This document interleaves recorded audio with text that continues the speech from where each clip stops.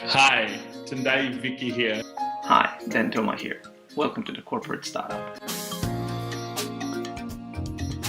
Why the Corporate Startup? Why the work that I'm doing with Tendai Vicky? Me and Dan Toma have been working with large companies over the last few years, trying to help them figure out some of these methodologies and how they can be applied in their contexts. And so the Corporate Startup, which is the book we're writing, focuses really on how large companies can use these methodologies based on some of the lessons that we've learned in trying to do our work. If one was to found a company in 1960, the life expectancy of that company would be 50 to 60 years. If one is to found a company in 2016, the life expectancy of that venture would be less than 12 years, because the cost of building a company has decreased dramatically as we got more and more technical and we got more and more technology. So our book, presents what we think are like the 5 core pillars of how large companies can actually build innovation ecosystems.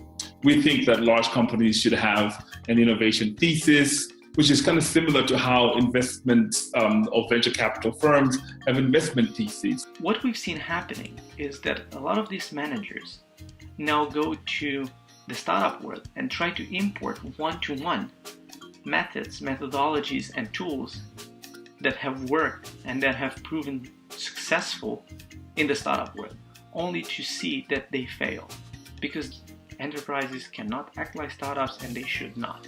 As we all know, there's this notion that there's no such thing as a bad idea. But actually, if you have an innovation thesis, it stops you from scrambling in.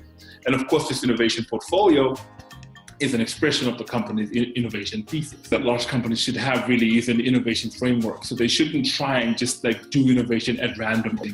Because if companies are requiring their innovation projects to be managed in the same way that they're managing their core products, then their innovation projects are much more likely to fail. Every company needs what we like to refer to as product development best practices. And so the combination of all these things then join up to make sure that there's an ecosystem within the company where you have cross-functional teams. Where you have an R&D department, where you have financial, where you have legal, where you have compliance, where you have audit. These are all elements of an ecosystem. The ecosystem design is the key of what we are talking about in the corporate startup.